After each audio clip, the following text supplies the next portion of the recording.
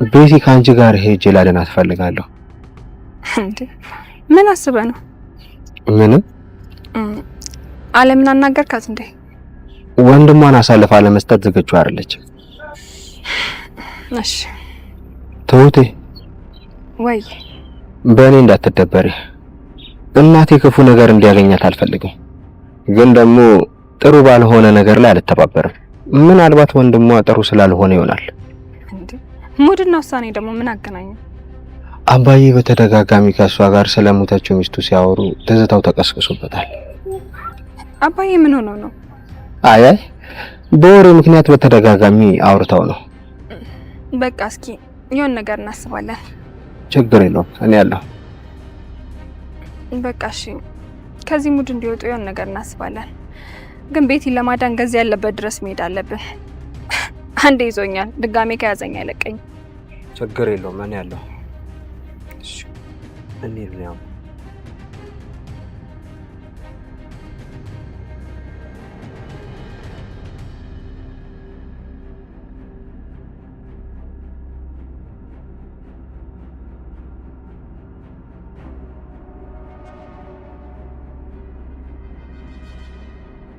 Hello.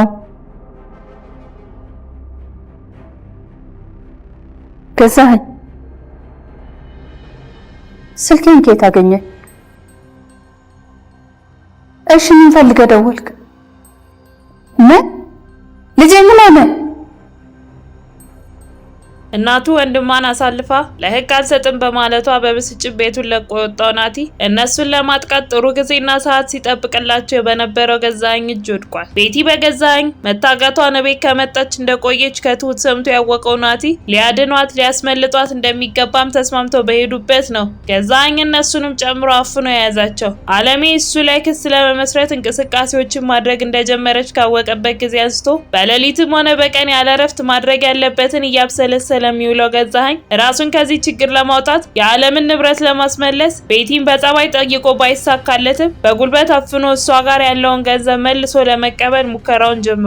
ያን ብቻ ሳይሆን ዓለምንም ለጊዜው ክሷን እንድታቆምና የእፎይታ ጊዜ ለማግኘት በልጇ ናቲ አስፈራርቷታል። ከዚህ ሁሉ አስቀድሞ ናቲ ከአባቱ ጋር ስለ ንብረታቸው ጉዳይ ለመነጋገር አባቱ ጋር ሄዶ በመሃላቸው በተፈጠረ ግጭት ገዛኸኝ በንዴት ሽጉጡን ደቅኖበታል። በዛ መሃልም ከውጭ ወደ ውስጥ ስትገባ ሁኔታውን የተመለከተችው ትሁትም በፍጥነት ወደ እነሱ ጋር ሄዳ በመሃላቸው ትገባለች። አባቱ ያደረገውን ነገር ማመን የከበደው ናቲ ምን ልትሆን ነው? ልትገለኝ? ና ግደለኝ፣ አንተ ምንም የሚራራ አንጀት የሌለህ ሰው ነህ፣ በልና ግደለኝ ብሎ ሲለው ገዛኸኝም አንተና እናትህ እኔን ለመጣል በድጋሚ አንዳችሁ ብትሞክሩ መቼም ሊሳካላችሁ እንደማይችል ወቁት፣ ሄድና ለዛች ለእናትህም ንገራት ብሎ በንዴት ሁለቱንም ዘባሉበት ጥሏቸው ይሄዳል። ናቲም በንዴት እየተንጎራደደ ቆይ እንዴት እንደዚህ ያደርጋል? ልጁ ነኝ እኮ ምን አይነት ጨካኝ አባት ቢሆን ነው እኔ ላይ የሚደቅ ነው? እስከዛሬ ዝም ያልኩት እኮ አባትነቱን አክብሬ ነው፣ ግን ይህ ሰውዬ ለአባትነት የሚበቃ ምንም ነገር የለውም ብሎ ሲል ትሁትም እሺ በቃ ናቲዬ ግን እባክህ በቃ አሁን ተረጋጋና ተቀመጥና እናውራ ብላ ስትለው ናቲም አልረጋጋም፣ ምንም የማወራው ነገርም የለኝም፣ ንገሪኝ እስቲ የትኛው አባት ነው ልጁ ላይ ሽጉጥ አውጥቶ የሚደቅ ነው? አባዬ እንኳን እውነተኛ አባትሽ ሳይሆን ግን እንዴት እንደሚሳሳልሽና እንደሚንከባከብሽ እኮ ታውቂያለሽ አይደል? የኔን አባት ግን እንደምታየው ነው ብሎ በንዴት ጥሏት ይወጣል። ትሁትም ቤቱን አስተካክላ የምትሰራውንም ስራ ከጨራረሰች በኋላ ወደ እነ አባዬ ጋር ትሄዳለች። እዛ እንደደረሰችም አባዬን አግኝታው በንዴት ሁሉንም ከነገረችው በኋላ ትቀጥልና ቆይ ግን አባዬ ይሄ ቤተሰብ ወዴት እየሄደ ነው ብላ ስትጠይቀው እሱም ትሁቴ የስግብግብነት መጨረሻው ይሄ ነው፣ አባት ማገር ነው፣ ኃላፊነት ማጉደል መጨረሻው ይሄ ነው ብሎ በሀዘን ሲነግራት ትሁትም እሺ አሁን እኔ ምን ማድረግ ነው ያለብኝ? ዝም ብለን ልናይ ነው ብላ ስትጠይቀው አባዬ እስቲ አንቺ ቤቲን አውሪያት፣ ስለተግባባችሁ ምንም ነገር እምቢ አትልሽም፣ እሷ ብቻ ናት ይሄንን ቤተሰብ ማዳን የምትችለው ብሎ ሲላት ትሁትም ገንዘቡ እንድትመልስላቸው እንዳናግራት እየነገርከኝ ነው ያለው አባዬ? እሷ እኮ እህቷን ለማሳከም ብዙ ብር ነው የሚያስፈልጋት፣ ይሄንን ሀሳብ መቼም ነው የማትቀበለኝ፣ ስንት ዘመን ለፍታ ያገኘችውን ገንዘብ እንዲሁ በቀላሉ የምትመልስ ይመስላል ብላ ስትጠይቀው አባዬ እሱማ ልክ ነሽ፣ ግን አለሜም ናቲም እዚህ ገንዘብ ላይ አተኩረዋል ብሎ ይላታል። ትሁትም ትቀጥልና ለዚህ ሁሉ ነገር ገዜ ቅጣቱ ማግኘት ማግኘት አለበት ብላ ትለዋለች። በዛን ሰዓት ቤቲ የእህቷን ሕክምና ሙሉ ገንዘብ ከፍላ በደስታ ለእህቷም ደውላ ነግራት ወደ ቤቷ እየሄደች ባለችበት በመሃል አንድ ጭር ያለ ቦታ ላይ ከኋላዋ አንድ ሰው መጥቶ አፍኖ ራሷን አንስቶ ይዟት ይሄዳል። ከትንሽ ቆይታ በኋላ ስትነቃ ራሷን ታስራን ያገኘችው። ቤቲም ግራ ተጋብታ በድንጋጤ የሚረዳት ሰው ካለን ብላ አስባ መጣራት እርዳታ እንደሚያስፈልጋትም እየተናገረች መጮ ትጀምራለች።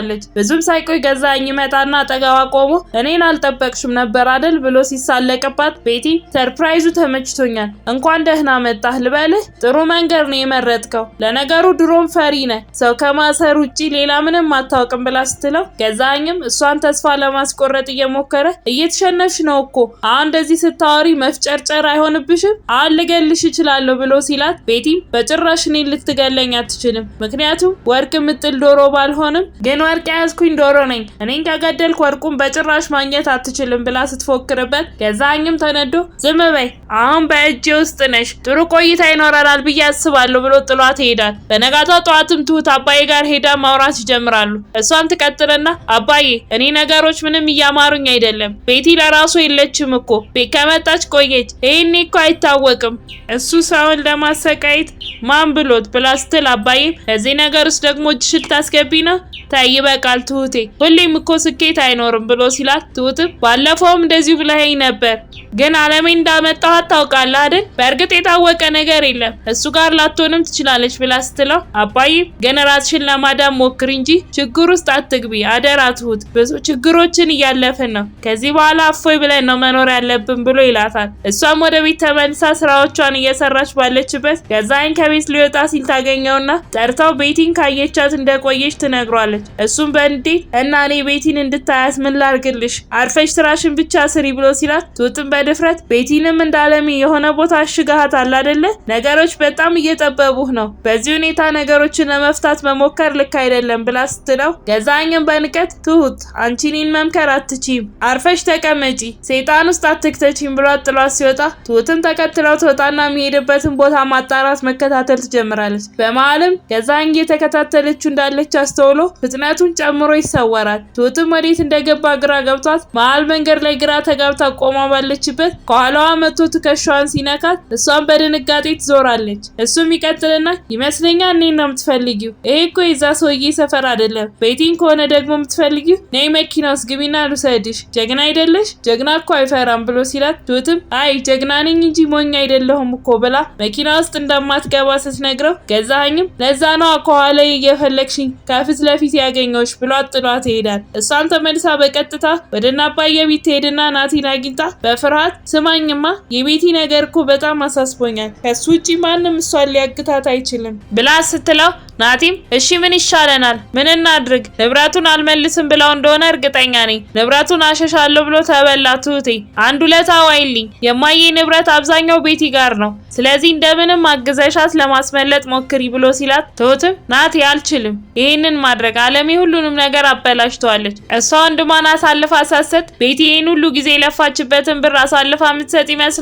ብቻውን ሁሉንም ተወውና ስለ መፍትሄው ብናወራ ነው የሚሻለው። ይኸውልህ አለሜ እዚህ መጥቶ እንዲቀጣት አድርገው፣ እኛ ደግሞ ቤቲን እናግዛት፣ ቤቲ የተጎዳችና በደል ያጨከናት እንጂ ክፉ ሴት አይደለችም ብላ ስትለው ናቲም በሀሳቧ ተስማምቶ ወደ ቤት ይሸኛታል። ከትንሽ ቆይታ በኋላም በራቸው በኃይል ሲንኳኳ ናቲ ተነስቶ ይከፍትና እናቱንም ተመልክቶ በግራ መጋባት ስሜት ውስጥ ሆኖ የት ሄደሽ ነው እናቴ ብሎ ሲጠይቃት አለምም ንፋስ ለመቀበል ወጥቼ ነው ምን ነው ብላ ትጠይቀዋለች። ናቲም ምንም አንድ ነገር ላወራሽ ፈልጌ ነበር፣ ይኸውልሽ እናቴ ያለሽ አንድ ምርጫ ነው፣ ወንድምሽን እንደምንም አታልሽ ወደ ሀገር እንዲገባ አድርገሽ ማስያዝ ነው ብሎ ሲላት አለምን በንዴ ናቲ በቃ ህግ ነው እኮ ይፈታው ብላ የማይሆን መልስ ስትመልስለት ናቲም ህግ በፍጹም ሊፈታው አይችልም፣ ልክ ባልሆነ መንገድ በገንዘብ ነው እኮ የወጣው፣ ለሰራው ስራ መቀጣት አለበት ብሎ ሲላት አለምም ናቲ ይቅርታ አድርግልኝ ግን አላደርገውም፣ በአንድ በደል ሁለት ሰው መቀጣት የለበትም፣ እዚህ እያለ ታስሯል፣ ብዙ ገንዘብም አውጥቻለሁ፣ ያም ብቻ ሳይሆን እኔም ከሞት ያልተናነሰ በሱ ምክንያት ተቀጥቻለሁ፣ ስለዚህ በቃ እዳችንን ከፍለናል፣ እሱም በሰላም ከሚ በሚኖርበት ሀገር ዳግም የናቴ ልጅ አምጥቼ ስቃይ ውስጥ አልከትም ብላ ስትለው ናቲ ይሄ የመጨረሻ ውሳኔሽ ነው ብሎ በድጋሚ ሲጠይቃት አለምን በአጭሩ አዎ ብላ ትመልስለታለች። እሱም በንዴት መልካም ብሎ በሩን ከፍቶ ጥሏት ይወጣና ይሄዳል። በነጋታውም ትሁት ወደምትሰራበት ሰፈር ሄዶ ይጠራትና ተገናኝተው ማውራት ይጀምራሉ። ናቲ ቢቀጥልና ቤቲን ካንቺ ጋር ሄጄ ላድናት እፈልጋለሁ ብሎ ሲላት ትሁትን በጥያቄው ግራ ተጋብታ እንዴ ቆይ ምን አስበህ ነው? ቆይ አለምን አናገርካት እንዴ ብላ ስትጠይቀው ናቲም አዎ ግን በፍጹም ወንድሟን አሳልፋ ለመስጠት ፍቃደኛ አይደለችም። በቃ እኔም ጥሩ ባልሆነ ነገር ላይ አልተባበርም፣ ግን ደግሞ የእሷም ሙድ አሁን ላይ ጥሩ አይደለም። ብቻ አሁን ቤቲን ልናድናት ይገባል ብሎ ሲላት ትሁትም እሷን ለማዳን ገዛኸኝ ያለበት ቦታ ድረስ መሄድ አለብን፣ አንዴ ይዞኛል ድጋሚ ከያዘኝ አይለቀኝም ብላ ስትለው ናቲም አታስቢ ችግር የለውም እኔ ያለው ብሎ ተያይዘው ከሄዱ በኋላም ነው ገዛኸኝ ናቲን ይዞ እናቱ ጋር ደውሎ እንደማስፈራሪያ የተጠቀመው። በቀጣይ ምን የሚፈጠር ይመስላችኋል? ሀሳባችሁን ኮሜንት ላይ ጻፉልን።